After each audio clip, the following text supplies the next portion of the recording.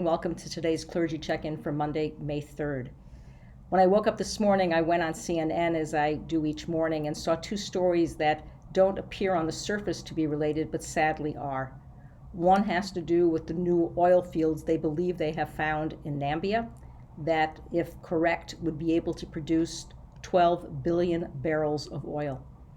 And there was also a story about the Klinaklini Glacier in British Columbia that since 2000 has lost 16 billion tons of snow and ice.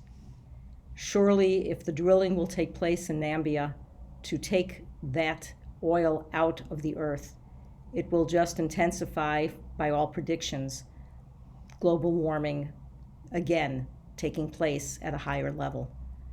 And so we know that the glaciers that have been melting throughout the world, and having been in Alaska 20 years between each visit, and having seen the decimation of glacier, indeed, we know that global warming is having a huge impact, as it is in other parts of Antarctica and across the globe. In this week's Torah portion, the double portion of Behar-Bechukotai, we find that we are commanded to be God's stewards of the earth yet again.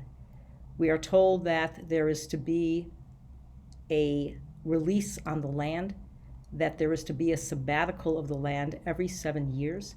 And in fact, in Israel, they do practice that, not allowing certain crops to be grown in the year of Shemitah.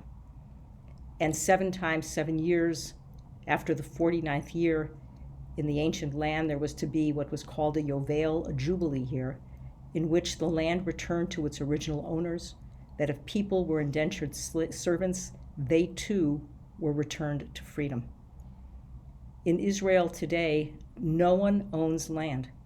Land is leased for 99 years, as we talked about in the responsa class this past Friday, that people may build homes, but the land on which those homes sit have a lease of 99 years. In other words, nothing is in perpetuity.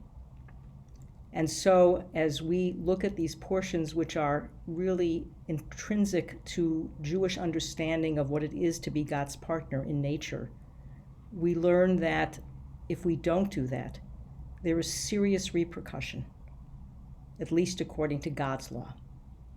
And we know in our society today that it's not necessarily a punishment by law, but that all of us are suffering from global warming, and that the next generation and the generations after that may have a very, very different world in which they live in.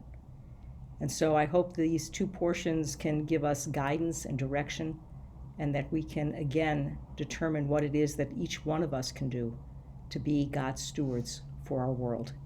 I hope you have a good and a safe day.